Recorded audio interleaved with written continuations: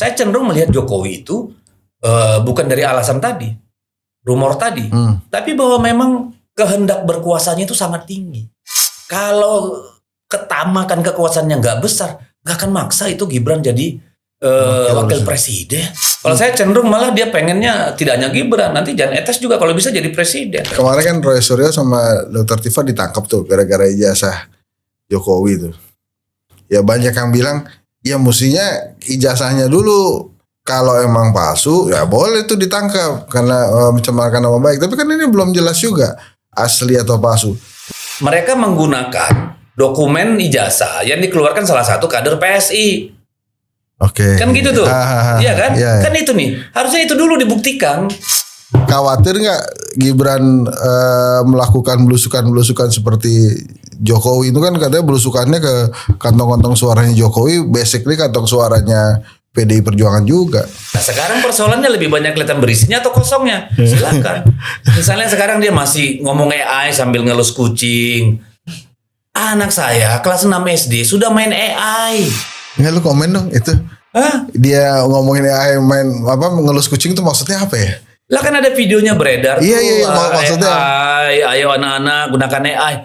Hai come on, lu tinggal di gua mana? Menit ya, beberapa jam yang lalu. Angka itu lahir dari Ada seorang yang saya nggak usah sebutkan namanya itu. Soekarno itu dia PMI kan. Misalnya kalau kita nggak pindah ke tangan ya cuma dapat 30. Kalau sekarang kayak kalau ke Jogja. Jadi tinggal pilih. Orangnya makin tertutup, makin mudah. Ya, bersujudlah di kaki ibumu. Bismillahirrahmanirrahim. Assalamualaikum warahmatullahi wabarakatuh. Saya kedatangan abang saya nih, sesama aktivis. Dan nggak banyak yang tahu, dulu beliau juga mirip juga sama saya, main-main di UN. Yeah. Bang Deddy Sitorus. Terima kasih Bang datang. Sama. Gimana Bang? Kondisi hari ini kan ada demo mendukung MBG nggak kena? Enggak sih, kita menghindari daerah-daerah yang macet itu. Oh. Supaya mereka leluasa demonya. Kalau mereka leluasa kan mereka tenang. Ya. Karena demo dukungnya itu kan juga lumayan lah menghasilkan pendapatan Ya. dan pergerakan ekonomi juga. Itu waktu partai mengumumkan nggak boleh ikut-ikutan MBG itu atas dasar apa Bang? Kan waktu itu kan katanya Pak Prabowo dengan Ibu Mega kan baik hubungannya. Tapi itu ada aturan itu di partai. Ya, waktu itu kita kan kemudian menganalisa. Karena bagi kita program mengatasi stunting itu memang dibutuhkan. Ibu Mega sejak zaman dulu ya, terutama juga pada pemerintahan yang lalu ya, ketika kita ada di dalam pemerintahan itu selalu bersuara soal stunting. Bahkan kepala-kepala daerah kita itu diminta untuk fokus pada soal pemerintahan stunting karena stunting itu tentang anak-anak Indonesia di masa depan. Nah, dalam konteks itu kita sebenarnya tidak mempermasalahkan program makan bergizi gratis ya. Program makanan bergizi gratis yang sesuai kemampuan kita secara bertahap dan memang targetnya benar-benar yang membutuhkan ya, terutama mereka yang berada di bawah garis kemiskinan, daerah-daerah kumuh, perbatasan, pedalaman, pulau-pulau terluar dan anak-anak yang membutuhkan. Oke. Kan gitu. Lalu bagaimana program itu juga mengenerate keadilan ekonomi ya, lalu melihat bagaimana seharusnya program itu dideliver ke bawah, didelegasikan, tidak dikontrol secara pusat gitu ya, dan anggarannya juga tidak harus dilakukan secara bertahap. Nah, lalu tahun lalu kita evaluasi, kita lihat banyak dari masukan kita yang memang ternyata tidak didengarkan gitu ya. Banyak dari program itu kemudian melahirkan banyak persoalan. Misalnya keracunan terus terjadi. Sampai hari ini mungkin lebih dari 30.000 anak sudah keracunan. Ya. Lalu kita melihat bagaimana ada praktek-praktek yang sekarang diributkan sendiri. Ya, bagaimana dapur-dapur itu kemudian dijual oleh pihak-pihak tertentu melalui yayasan dan sebagainya gitu ya. Jadi ada perburuan rente di sana. Jadi program yang tadinya bersikap sangat populis humanis berubah menjadi program yang dikapitalisasi untuk keuntungan orang per orang. Nah pada titik itulah kita merasa bahwa sebaiknya kita tidak boleh terlibat dalam urusan MBG itu, ya, baik sebagai partai maupun sebagai individu. Oleh karena itulah rapat Dewan Pimpinan Pusat memutuskan tidak boleh ada kader yang terlibat dalam kegiatan MBG itu. Jadi itu alasannya sebenarnya. Tapi akhirnya kalau ada apa-apa PDI Perjuangan ditarik-tarik. Karena kemarin tuh kan ada demo lagi, PDI Perjuangan lagi disebut. Waktu Agustus lalu PDI Perjuangan lagi disebut. Kenapa kemudian ada pihak-pihak yang terus-menerus berusaha untuk menempatkan PDI Perjuangan sebagai lawan tandingnya Pak Prabowo nih? Padahal kan memang aslinya Pak Prabowo dengan Ibu Mega beberapa kali tertangkap kamera baik-baik saja hubungannya.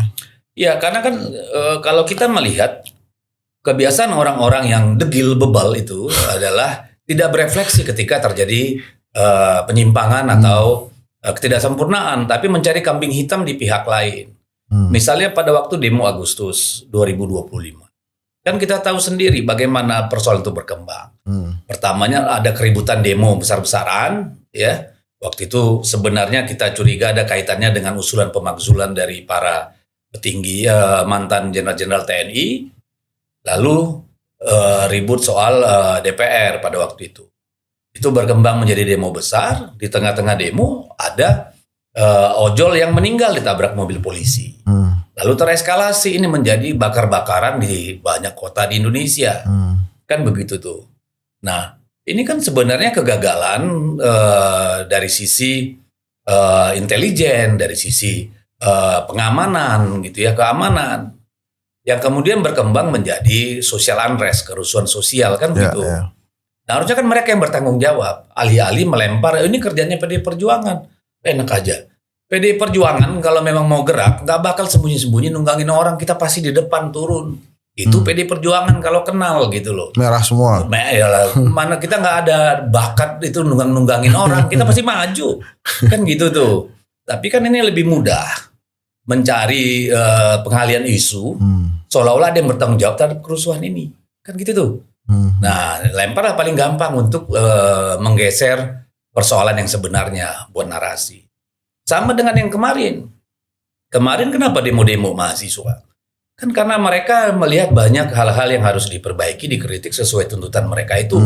Terutama terkait dengan situasi ekonomi yang semakin berat karena kebijakan fiskal yang menurut mereka tidak bijaksana. Dalam konteks misalnya proyek MBG tadi, Kopdes Merah Putih, kan gitu-gitu nih. Praktek korupsi yang banyak terbuka di mana-mana, kan itu yang mereka tuntut gitu ya. Lalu berkembang menjadi demo di mana-mana. Dilalanya di tengah-tengah demonstrasi itu ada kader PDI Perjuangan yang kemudian terlihat ada di jalan. Lah dia sedang makan, lihat rame-rame lalu di framing, oh ini nih yang ini orang PDIP nih. Loh. Jadi kalau di situ ada orang Demokrat misalnya berdiri juga nonton demo, apakah juga akan dituduh sebagai dalang demo? Itu juga Bang minjem-minjem mobil tuh. Kenapa? Dari Tio juga minjem-minjem mobil. Nah itu kan juga settingan apa ya kampungan. Karena kan di branding PDI Perjuangan terlibat karena apa? Namanya Tio, katanya dipinjamin mobil oleh seseorang. Yang minjamin mobil ini katanya adik dari salah seorang purnawirawan Letnan Jenderal. Nah purnawirawan ini katanya besan dari Pak Andika. Ditariklah bahwa Andika itu kemari. Padahal kenapa nggak berhenti misalnya Letjet ini kan TNI. Kenapa nggak dikaitkan dengan TNI langsung lompat PDI Perjuangan sebelum lompat ke Pak Andika misalnya? Atau ini orang dia Dewan Pakar PKS. Lalu kenapa nggak berhenti di PKS lompat ke PDIP? Jadi ini menurut saya satu narasi upaya pengalian isu ya untuk kemudian mencari kambing hitam. Padahal kan kurban udah lewat nih, mereka masih nyari kambing nih kan. Jadi kelihatan kegagalan berpikir, ketidakmampuan menyerap apa sebenarnya inti persoalan dan ketidakmauan berubah. Jadi ini menjadi problem. Banyak yang bertanya kenapa kemudian PDI Perjuangan tidak sekalian aja memimpin barisan oposisi pada saat masyarakat mulai gundah terhadap fiskal kita yang carut marut atau kondisi ekonomi keluarga yang tereskalasi berat gitu. Kalau dilihat dari sikap kita, ya, kita di Kongres setelah Pilpres, Rakernas, ya ada 2 kali statement dari pimpinan partai, statement-statement anggota fraksi, itu kan semua bentuknya kritik. Itu kan semua bentuknya adalah gugatan terhadap penyimpangan berbagai program. Nah, sekarang ditanya, kenapa PDIP nggak turun memimpin barisan? PDI Perjuangan itu pasti partai resmi, bukan LSM, bukan organisasi kemasyarakatan. Kita partai politik. Partai politik itu diwakili di parlemen. Maka di parlemen lah kita bersuara, dan itu kita sudah lakukan terus-menerus. Kalau meminta PDI Perjuangan turun ke jalan, ya itu salah. Karena kita berada di politik formal, di dalam lembaga legislatif gitu. Jadi agak aneh kalau ada dorong-dorong PDI Perjuangan turun memimpin perlawanan di bawah, nggak bisa. Itu ada nostalgia kali, pengen turun ke bawah, ada yang mimpin gitu kan? Ya, ini begini. Kita kan percaya pada sistem yang kita punya. Ya, kita percaya bahwa negara ini menerapkan trias politika. Ada pembagian kekuasaan antara legislatif, eksekutif, dan judikatif. Kan gitu. Nah, karena kita menganut sistem presidensial, maka pemerintah ini dikoreksi melalui mekanisme check and balances oleh DPR. Kan di DPR dong tempatnya. Nah, kenapa perlu ada DPR? Justru untuk menghindari supaya perdebatan publik tidak dilakukan di jalanan, tapi di gedung parlemen gitu loh. Nah, kalau PDI Perjuangan turun ke jalanan, berarti kan kita melawan sistem yang kita buat sendiri. Itu kan aneh, kecuali memang situasi memaksa untuk itu. Tapi kan tidak seperti itu situasinya, satu. Lalu yang kedua, ya, kita ingin pemerintah ini berjalan sampai akhir sesuai periodenya. Karena kalau setiap pemerintahan dijatuhkan di tengah jalan, ya setiap saat itu akan terjadi berulang-ulang. 98 kita melakukan itu koreksi, memang karena negara sudah diambang kehancuran. Secara politik tidak mungkin menyelamatkan pemerintah pada saat itu. Nah, pemerintahan ini kan baru berjalan hampir 2 tahun. Masih ada waktu buat mereka menyempurnakan berbagai kebijakan yang ada. Masih ada waktu untuk mereka menyerap kemudian aspirasi-aspirasi masyarakat dan melakukan perbaikan sesuai dengan yang dibutuhkan kan seperti itu nih. Jadi masih terlalu pagi kalau menurut saya mikirin bagaimana PDI Perjuangan turun ke jalanan, itu masih jauh sekali. Nah, itu tadi menarik tuh. Jadi PDI Perjuangan pengennya juga Prabowo Gibran sampai 2029. Kami ingin Prabowo sampai 2029 ya. Kalau yang lain urusan yang lain lah. Minimal Prabowo sampai Prabowo-nya 2029. Ya. Karena kan dia presidennya. Kalau itu kan kita kan presidensial ya. Presiden awalnya itu kan cuma ngikut. Enggak, kalau itu gua klop lah itu. Enggak, soalnya kan masyarakat sipil banyak mengatakan bahwa ada nih ide-idenya kita turunin Prabowo, kita kasih kesempatan Gibran untuk mempersiapkan pemilu. Walaupun gue bilang lo gila ya, makanya dia mau cuma setahun nurusin pemilu, emang bapaknya mau juga gitu. Nah, maksud saya untuk menghadapi rencana beberapa masyarakat sipil seperti ini, kita mesti ngomong apa? Bahwa dia PDI Perjuangan aja pengennya Prabowo sampai 2029. Lah, karena kita taat pada konstitusi, Pak. Kan masa periode presiden itu kan dipilih setiap 5 tahun. Kita kan megangnya di sana. Kalau kita melakukan sesuatu yang kemudian menyebabkan itu tidak terlaksana, kecuali ada hal-hal yang bersifat genting dan memaksa, itu urusan lain, ya. Tapi secara konstitusi kita pasti ingin setiap periode pemerintah diselesaikan sesuai dengan pakem undang-undang yang ada. Ya. Nah, ini kan Bang Deddy ini Komisi 2 sekarang ya. Ada undang-undang pemilu yang saya nggak tahu nih pembahasannya masih dilaksanakan atau dipending dulu pembahasannya ini. Karena undang-undang pemilu ini isu simpang siurnya banyak sekali. Misalnya nanti di 2029 diperbolehkan calon tunggal. Atau ada wacana juga diperbolehkan ada calon independen. Bahkan yang paling bikin saya gemes itu ada perbincangan karena kondisi fiskal tidak memungkinkan dilaksanakan pemilu, bisa diundur 2031 seperti pilkada. Enggak, ini ceritanya si undang-undang pemilu sampai mana? Undang-undang pemilu sampai mana? Ya sampai sini. Belum ke sana. Belum ke sana. Ya, kalau saya lihat kecenderungannya besar kemungkinan itu akan dibahas tahun depan. Bukan tahun ini.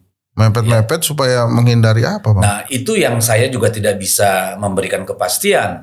Tetapi karena ketidakjelasan itulah, maka banyak pihak yang berasumsi menduga Rumor-rumor tadi. rumor-rumor tadi itu tidak bisa dihindarkan karena memang ruang gelap sekali kan seperti itu ya. Tetapi sejauh ini yang saya tahu belum ada pembahasan sama sekali dan itu baru tahun depan dibicarakan.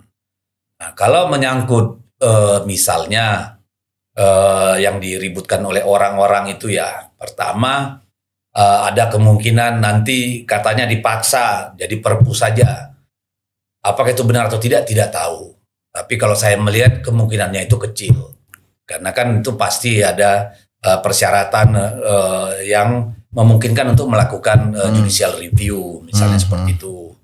Nah, kemudian apakah pemilu akan ditunda? Ya, itu imajinasinya juga terlalu jauh kalau menurut saya, penundaan pemilu karena situasi ekonomi dan segala macam gitu. Itu juga asumsi saya kira gitu ya.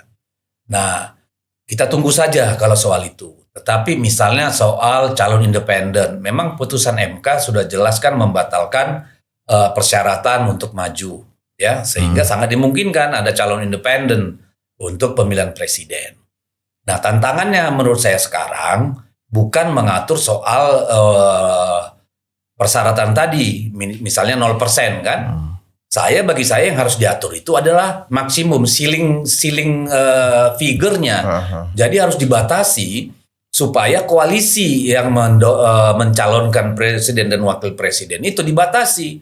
Misalnya hanya 25% suara.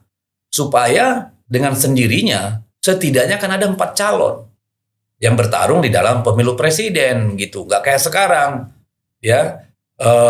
Jadi 2 gitu, hanya 2 yang mungkin misalnya gitu. Atau nanti seluruh partai-partai dalam satu tempat misalnya ada calon alternatif yang lain, itu kan kegagalan. Malah kalau menurut saya diharuskan partai politik itu mencalonkan calon presiden atau wakil presiden. Nah, itu yang pertama. Yang kedua, kemudian dimungkinkan di legislatif itu tidak menumpuk seperti sekarang 84 banding 16% kan gitu tuh. Harus ada dinamika seperti di Amerika sana gitu.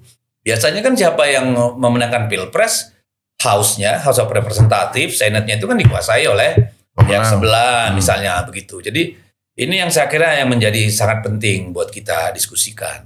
Tapi kalaupun misalnya nanti PDI Perjuangan menang presidennya, apakah tidak akan paling baik meniru koalisi besar seperti sekarang? Saya kira untuk demokrasi nggak harus. Ya, mungkin mayoritas sederhana cukuplah. Ya, 51% cukuplah misalnya, atau 50 plus 1. 50% plus 1 orang gitu, iya. Supaya apa? Supaya setiap kebijakan publik yang diambil pemerintah itu memang mendapatkan check and balances yang kuat dari parlemen. Waktu zaman Jokowi nggak gitu tuh Bang. Periode pertama saya kira seperti itu. Makanya kan kursi DPR bisa diambil pihak yang kalah pada waktu. Oh iya. Tidak semua program pemerintah bisa berjalan dengan baik. Periode kedua baru tuh. Periode kedua baru semua pengen masuk kan. Iya. Nah nanti gimana tuh Bang? Ini saya pokoknya mengklarifikasi gosip semua nih. Kan teorinya politik itu untuk kepentingan dan kekuasaan. Tapi gara-gara kemarin ada Presiden Jokowi itu nambah lagi nih. Ternyata politik itu bukan hanya untuk kepentingan dan kekuasaan, tapi juga untuk keselamatan. Nah, ada rumors Pak Jokowi berpindah haluan keluar dari PDI Perjuangan atau membalelo dari keputusan Ibu Mega itu karena memikirkan keselamatannya. Karena PDI Perjuangan tidak mau memberikan jabatan untuk Jokowi yang bisa membuat dia merasa tenang setelah dia tidak jadi presiden. Jadi ini semuanya balik lagi ini gara-gara PDI Perjuangan. Coba PDI Perjuangan ngasih jabatan struktural ke Pak Jokowi, pasti dia akan bersama Ibu Mega terus. Itu gimana tuh Bang? Ya itu namanya rumor, saya nggak bisa membantah atau nggak bisa mengiyakan namanya rumor. Tapi kalau melihat karakter Jokowi, sejak awal Jokowi itu bukan seorang politisi idealis ya. Ya selalu pokoknya menang hanya untuk menang. Jadi apakah dia pindah menghilangkan kesetiaan pada PDI Perjuangan karena merasa tidak aman setelah tidak menjabat? Berarti kan dia nggak kenal Ibu Mega dan PDI Perjuangan. Dulu Ibu Mega, bayangkan ketika bapaknya Bung Karno ya diusir dari istana itu tanpa apa-apa loh. Bahkan di saat-saat sakitnya yang dihadirkan mengobati itu dokter hewan. Ya. Lalu apakah Bu Mega membalaskan? Sama sekali tidak tuh. Malah Bu Mega membangunkan helipad di Nusa Kambangan supaya Pak Harto bisa jenguk Tommy Soeharto kapanpun dia mau. Apakah ada balas dendam? Enggak. Ya. Nah, saya kira ini juga dipegang oleh politisi pimpinan-pimpinan lain. Ini udah karakter di Indonesia. Dulu Pak SBY apakah melakukan yang sama? Enggak. Gus Dur sama? Enggak. Habibie enggak. Jadi kalau pemikiran itu memang benar karena tidak bisa dilindungi oleh PDI Perjuangan, ya berarti ya terserah dia. Berarti memang masalahnya terlalu banyak. Kan itu. Kalau kita, kenapa kita tidak pusing soal itu? Karena bagi kita, politik itu bukan cuma soal kekuasaan, Pak. Politik itu juga soal peradaban kok, gitu loh. Tidak harus lu menang-menang terus juga, gitu loh. Atau maksa supaya terus berkuasa. Saya cenderung melihat Jokowi itu bukan dari alasan tadi, rumor tadi, tapi bahwa memang kehendak berkuasanya itu sangat tinggi. Ya, will of power-nya bukan will lah, greed of power-nya itu memang tinggi banget. Kalau ketamakan kekuasaannya nggak besar, nggak akan maksa itu Gibran jadi wakil presiden. Yang tuh wali kota aja kita udah maksa, masa jadi wakil presiden dipaksain? Kalau karena greed of power itu nggak akan tuh. Jadi kalau menurut saya rumor tadi dia takut nggak aman, saya kira enggak, karena dia udah nempatin orang-orangnya di pemerintahan cukup lama untuk bisa melindungi dia dan keluarganya. Kalau itu mungkin keluarganya juga harus aman, Pak. Kalau saya cenderung malah dia pengennya tidak hanya Gibran, nanti Jan Etes juga kalau bisa jadi presiden. Saya lebih melihat ke sana. Itu yang tadi saya sebut greed of power. Iya, tapi kompetisinya sampai sekarang masih kejadian ya? Antara PDI Perjuangan, Jokowi, Gibran atau... Kompetisi PDI Perjuangan dengan Jokowi itu terjadi karena apa? Dipanas-panasi. Siapa yang panas-panasi? PSI. Nah, PSI ini kan mau numpang nih, nyenggol-nyenggol PDI Perjuangan. Bayangkan, begitu Ahmad Ali dipilih jadi pimpinan PSI, apa yang dilakukan? Nyerang kita. Ya toh? Begitu ini, siapa yang nyerang kita? Siapa itu? Adi Armando tiap hari nyentil PDI Perjuangan dan Ibu Mega misalnya. Lalu dilanjutkan Bestari Barus. Kalau ini orang-orang tidak ganggu-ganggu kita, emang kita urusin apa dengan PSI atau Jokowi? Kan ini problemnya. Keandikan saja mereka ngurus, udah lu besarin partai, lu cari kader yang bagus, bersuara terhadap kepentingan rakyat. Kayak sekarang kan mana suara PSI soal ini, persoalan yang sekarang diangkat oleh para mahasiswa. Katanya partai anak muda. Walaupun sekarang tua bangka semua juga isinya kan. Nah ini tidak ada kompetisi kita dengan Jokowi, apalagi dengan PSI. Ini masalah karena gara-gara kena sentil-sentilan aja. Ya, kalau kita nggak disenggol, kita nggak nyenggol. Ngapain juga kita urusin Jokowi dan PSI? Itu sudah masa lalu, Pak. Ya, saya pengen tahu juga.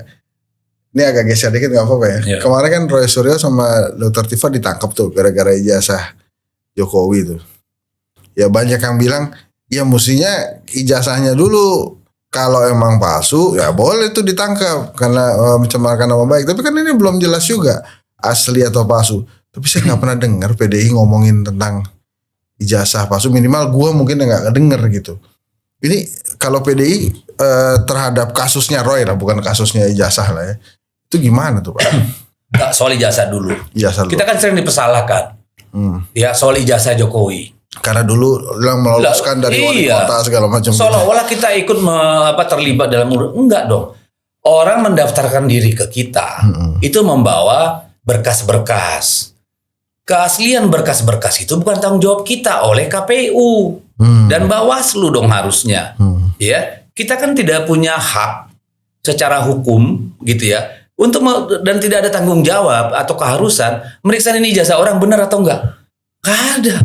Yang bisa menentukan itu siapa? Ya pengadilan atau lembaga yang mengeluarkan gitu loh. Makanya kita nggak pernah mau campurin. Kalau sebagai orang biasa, ya kan kalau saya ditanya ijazah saya ini, silakan cek, kan gitu. Cepet kan? Selesai. Beres, selesai. Iya dong. Tapi ya itu urusan mereka lah, kan gitu. Nah, kalau saya melihat orang-orang ini dituduh memberikan tudingan palsu, kan sebenarnya ada base-nya. Mereka menggunakan dokumen ijazah yang dikeluarkan salah satu kader PSI. Oke. Kan gitu tuh. Iya kan? Iya, iya. Kan itu nih. Harusnya itu dulu dibuktikan. Yang dikeluarkan orang PSI dulu ijazah itu asli apa palsu. Karena itulah dasarnya Roy dan Tifa bicara bahwa itu ijazah palsu. Nah ini kan tiba-tiba UGM Loren ini asli. Polisi bilang ini asli. Ya aku nggak mau tahu lah. Hari gini masih ngurusin ijazahnya Jokowi. Kapan kita maju kalau gua mah. Ya tapi dengan penangkapan itu ada PDI melihatnya gimana? Ya ada ketidakadilan hukum kalau menurut saya. Itu tadi harusnya kan dibuktikan dulu bahwa ijazah yang digunakan Roy dan Tifa itu bukan ijazah yang benar. Yang benar adalah versi UGM atau versi polisi kan gitu tuh. Iya, iya. Nah kalau itu urusannya berarti yang pertama mengunggah ijazah Jokowi itulah yang mengunggah ijazah palsu. Ngerti nggak? Harusnya ini orang dipidana kan gitu tuh. Tapi kan nggak ada. Itu satu. Yang kedua, ini kan pasal sebenarnya kan pasal tipiring kalau menurut saya. Ya tindak pidana ringan.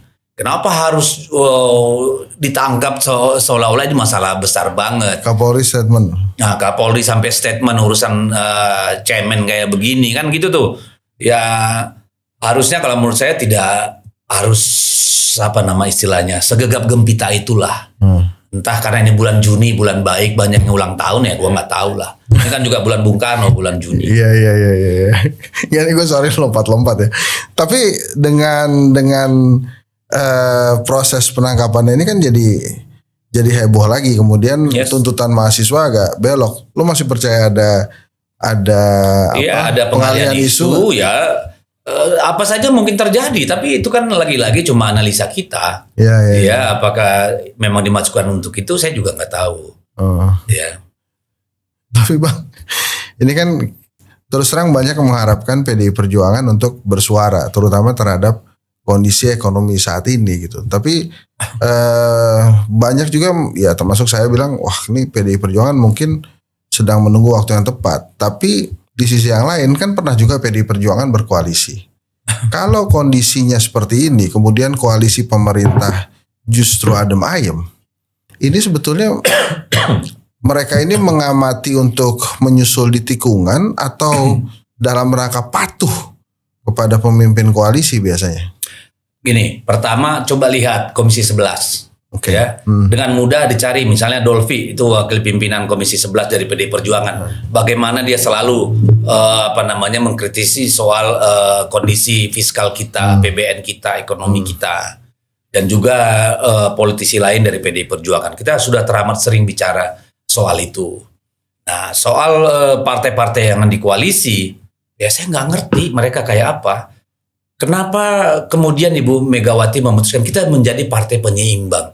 Salah satunya justru karena itu. Itu loh Bang. Iya. Apa yang diseimbangkan katanya gitu. Nah itu dia. Sekarang bayangkan. DPR RI itu 80% adalah partai-partai pendukung pemerintah. Oke? Kalau tidak ada PDI Perjuangan kemudian berada di pihak yang lain, maka ini 100%. Kalau 100% DPR itu ada di kubu pemerintah, berarti kan pemerintah berhadapannya sama rakyat, Pak. Ngerti nggak? Karena DPR-nya sudah satu suara, udah kayak di Korea Utara sana, maka rakyat sama pemerintah yang berhadapan-hadapan. Nah, disitulah PDI Perjuangan ada di tengah, menjadi penyeimbang. Karena kan rakyat tidak diwakili di parlemen secara langsung, tapi melalui perwakilan. Kita menjadi jembatan bridging dari suara-suara publik di lembaga resmi seperti DPR, kan begitu. Itulah yang kita seimbangkan. Nah, kalau mereka nggak paham itu pura-pura nggak paham aja atau salah paham. Itu kan aneh. Sekarang mereka minta PDI Perjuangan menyimbangkan apa? Udah jelas-jelas konstruksi politiknya kayak begitu. Kan gitu tuh, ya. Nah, kita juga berharap ya kalau mereka merasa bahwa PDI Perjuangan jadi diuntungkan dengan berada di luar, ya kalian keluar aja juga dari situ kan gitu. Ngapain di situ? Maksa kita masuk. Lu keluar aja dari pemerintahan, sana sama rakyat gitu loh. Ya atau jangan kita yang diseret-seret. Nah, tapi isu ini menurut gua ada dua. Pertama, mungkin karena mereka tidak nyaman, ya. Tidak nyaman karena mereka juga pengen ngomong tapi nggak berani ngomong atau nggak bisa ngomong. Kan gitu. Yang kedua, mereka pengen mendapat perhatian lebih dari presiden. Tuh Pak Jokowi, lu teman baik sama PDI Perjuangan, kita digebukin nih. Apa nih yang bikin rusuh PDI Perjuangan? Nah, ini kan anak kecil minta perhatian nih. Ya kan, kita udah di dalam baik-baik nih. Kita ikut digebukin nih sama rakyat nih. Perhatiin kita dong. Mungkin tambah jatah menteri atau apa kan kita nggak tahu. Udah banyak banget menteri itu. Ya siapa tahu mau sampai 100 kan. Sekarang baru 49. Nggak, lo kan, tapi seorang Deddy Sitorus juga lagi rame tentang KTP. Bang Deddy sempat ngomel-ngomel, apa gunanya tuh KTP segala macam, kalau kita apa-apa mesti ninggalin KTP. Nah tapi di TikToknya Bang Deddy itu ada kata-kata yang saya ingat itu. Banyak yang tidak nyaman karena ucapanku yang terlalu jujur. Itu buat siapa sebetulnya kata-kata itu? Itu hanya refleksi pribadi. Karena kan begini. Kita ini kan ada dalam suasana sosiologis. Yang maunya harmoni. Adem ayem. Sementara saya datang dari karakter budaya Sumatera Utara yang memang sangat terbuka, tanpa tedeng aling-aling, suara keras, tapi hatinya lembut seperti Rinto Harahap, kan gitu tuh. Sehingga ketika ada suara yang kenceng, itu kan dianggap mengganggu. Nah kita kayak koran nih, yang kita omongkan ya kita omongkan dengan harapan didengarkan. Kalau nggak didengarkan nggak masalah, tapi kalau gua nggak keluarkan, gua sendiri yang sakit gitu. Dipendem. Nah, orang Batak itu ya memang harus mengeluarkan isi hatinya, gitu loh. Jadi ya banyak nggak nyaman, ya pasti banyak yang nggak nyaman. Nggak, itu kenapa? Karena ditegur? Enggak. Itu refleksi diri aja. Refleksi diri aja. Bahkan kan sempat bilang kalau mau berteman, kalau lo baik gue jadiin teman, kalau lo mau berteman gue jadiin saudara, kayak gitu-gitu tuh. Ya emang begitu. Itu memang karakter gua. Kebetulan aja nemu meme yang tepat di CapCut. Nah, itu aja. Itu bukan ini pribadi. Ya, tadi ke KTP. Sampai di mana sekarang jadi perjuangan untuk satu identitas itu? Kita mau mengusulkan melalui hak inisiatif DPR undang-undang Adminduk yang baru. Jadi dia bukan revisi karena hampir 94 atau 97 pasal tuh diubah. Jadi mungkin ini baru. Kita ingin supaya persoalan data kependudukan ini betul-betul ada dalam satu mekanisme sehingga rakyat tuh memang terlayani bahwa nomor kependudukan atau katakan hak-hak kependudukan itu hak asasi gitu loh. Tidak memberatkan masyarakat gitu. Misalnya kayak tadi orang mau urusan katakanlah mau leasing motor. Lo harus ngurus dari RT, RW, kelurahan, bawa dari surat lahir, surat nikah, surat ini, surat itu, kakak dan segala macam, itu kan ribet gitu ya, merepotkan gitu. Dan kita ini mungkin satu-satunya negara yang masih begitu selain negara-negara di Afrika sana gitu kan. Nah, kita berharap nanti sistem yang baru ini orang lahir sudah punya NIK. Kan gitu. Jadi itu hak. Itu lahir ya dapat NIK. Pada usianya nanti dia dewasa dapat KTP. Kan seperti itu. Itu yang penting. Lalu para yang membutuhkan masyarakat ketika ada urusan, dia tidak lagi yang repot. Misalnya dia pergi ke bank meminjam, tidak harus bawa segala macam surat, dengan KTP aja. Bank tinggal ngecek di Kemendagri, oh ini datanya udah benar semua. Udah selesai. Itu aja gitu, mempermudah itu. Pertama dia hak asasi warga, yang kedua mempermudah. Dan yang paling ketiga aman dan nyaman. Tapi kelihatannya eksekutifnya bingung tuh lo protes kemarin. Ya bingung karena mereka nggak pernah mikirin. Bang, yang mikirin kan rakyat yang berurusan. Misalnya nih di dapil saya Kalimantan Utara, dulu banyak TKI dari NTB, NTT, dari Toraja pergi ke Malaysia, ya sebagai pekerja ilegal di perkebunan. Lalu mereka diusir, ya itu orang-orang miskin loh, gitu. Sampai di Kalimantan Utara, mereka mau kerja, diminta KTP, KTP ditahan tuh di Malaysia dulu, ya supaya nggak bisa lari kan, sama paspor. Lalu mereka mau ngurus KTP, dibilang minta surat pengantar dari kampung. Balik. Bayangin Kalimantan Utara pergi ke NTT, mereka datang dari Malaysia diusir hanya bawa baju, Pak. Gimana caranya mereka ngurus KTP? Nah nanti di undang-undang yang baru ini, itu kewajiban pemerintah menyediakan tanpa harus pengantar. Harusnya begitu dia daftar di sini untuk KTP-nya, yang di sana dibuang, nggak perlu lagi pulang kampung ke NTT untuk kemudian ngurus KTP di Kalimantan Utara gitu loh. Oh, ya juga nih sering kejadian juga sih orang beberapa kali nih. Bangsa kita ini memang agak sembrono. Ya KTP negara itu mengeluarkan biaya yang sangat besar untuk orang ganti KTP tiap hari. Iya. Sekarang udah enggak lah seumur hidup kan sekarang. Iya, tapi KTP-nya hilang fisiknya. Oh iya mesti ganti Lalu loh. minta, nah, itu kan negara yang bayar KTP-nya itu. Ya ke depan nanti kalau hilang ya harus bayar kalau menurut saya gitu. Iya, iya.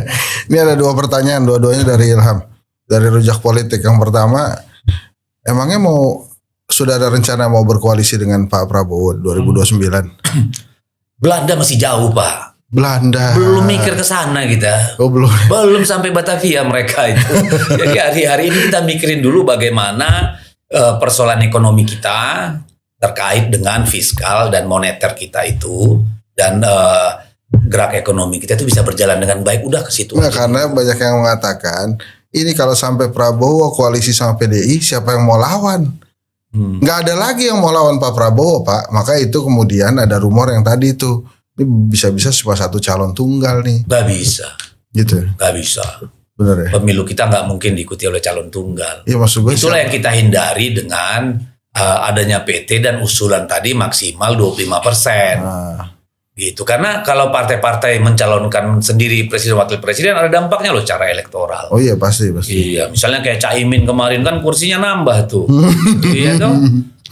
Jadi belum diomongin tuh ya? Belum, masih jauh. Belum sekali. diomongin Ham. Pemerintah baru 2. Ini yang masih udah ribut-ribut soal pemilu ini. Ya ini orang-orang kurang kerjaan nih kalau menurut saya. Nah, kerjaan lah. Masih jauh banget. Enggak, tapi kan itu pertanyaan wajar. Kalau sampai Prabowo koalisi sama Megawati, siapa yang berani lawan lagi? Saya kira ada. Apalagi Prabowo-nya incumbent. Ya nanti bisa jadi Darmo Pangrengon Henry Satrio tuh independen. Saya kira apapun itu nanti ya, saya yakin pemilu presiden kita pasti diikuti oleh lebih dari 2 pasang calon. Itu keyakinan saya. Ya saya juga begitu. Kecuali itu tadi kalau jadi koalisi ya wajar aja.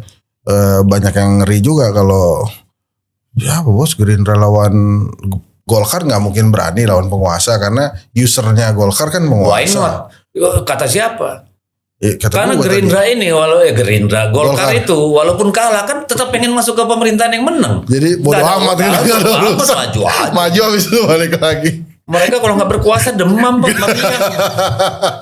Susah itu. Bisa-bisa ketua umum terjungkal kalau nggak bisa masuk pemerintahan. Atau lagi khawatir nggak Gibran melakukan belusukan seperti Jokowi itu kan katanya belusukannya ke kantong-kantong suaranya Jokowi, basically kantong suaranya PDI Perjuangan juga. Well, yang kita tahu dia sudah berjalan ke hampir semua provinsi ya selama setahun lebih ini. Mungkin hanya 2 atau 3 provinsi yang belum. Ya bagus aja sih, banyakin jalan-jalan. Ya kan? Kita tahu sendiri apa yang ada di ruangan. Gue nungguin punchline lo tuh. Biarin aja bagus aja jalan-jalan. Jalan-jalan aja banyak. Karena kan 2 kemungkinannya. Orang makin tahu lu emang berisi atau lu kosong, kan itu aja. Nah, sekarang persoalannya lebih banyak kelihatan berisinya atau kosongnya. Silakan. Misalnya sekarang dia masih ngomong AI sambil ngelus kucing. Anak saya kelas 6 SD sudah main AI. Nggak, lu komen dong itu. Hah? Dia ngomongin AI main apa ngelus kucing tuh maksudnya apa ya? Lah kan ada videonya beredar Iya, tuh. iya, maksudnya. AI, ayo anak-anak gunakan AI. Hai come on, lu tinggal di gua mana? Anak-anak SD sekarang tuh udah main AI, udah tahu Gemini, udah tahu ini, udah tahu itu. Itu katanya nyentil Prabowo tuh karena megang kucing juga ngelus kucing. Enggak, kan ada Gibran megang kucing. Saya nggak tahu tuh AI juga atau asli atau itu meme orang buat ngejek. Saya juga nggak tahu. Tapi kan memang Gibran tuh sering banget ngomongin soal AI. Yang kita ingin dengar dari Gibran tentang AI adalah bagaimana anak muda ini bisa contribute atau bisa terlibat dalam pengembangan AI, ya mengambil manfaat dari AI dengan dukungan dari negara. Itu kita pengen dengar dari Gibran. Itu nggak ada. Kan gitu nih. Itu mau ngelus-ngelus itu nggak berarti apa-apa, ngelus-ngelus kucing buat lo tuh. Ya kan mending ngurus-ngurus kucing daripada ngurus yang tajam-tajam. Itu teman-teman, abang gua tuh Dedi Every Sitorus, Komisi 2 DPR fraksi PDI Perjuangan. Bang, terima kasih banyak. Thank you. Sorry nih gua loncat-loncat karena banyak banget yang mau gua tanyain. Gua juga nggak tahu ngomong apa aja tadi. Kalau whatever lah. Iya. Ada lagi pertanyaan nggak kan? Udah selesai.